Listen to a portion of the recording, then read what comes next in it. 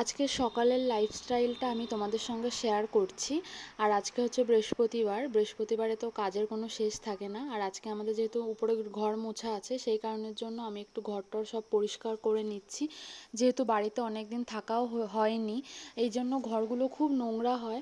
তো যাই হোক, দেখো এটা হচ্ছে আমাদের বেডরুম। এইগুলো অনেক দিন ধরে পরিষ্কার করা হয় না, আর ঘর বন্ধ থাকে, এত পরিমাণে যে ধুলো জমে কি আর বলবো।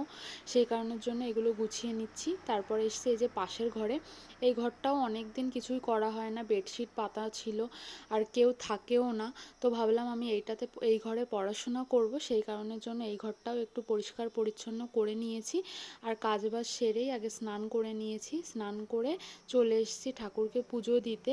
তো ঠাকুরকে পুজো দিয়ে আমার মোটামুটি কাজটা শেষ হয়েছে। আর তারপরে কিন্তু আজকে আমি আমার খাওয়াটা কমপ্লিট করেছি। আর খাওয়া দাওয়া কমপ্লিট করে এই যে জাস্ট সবে উপরে এসে ভিডিওটা এডিট করতে বসলাম।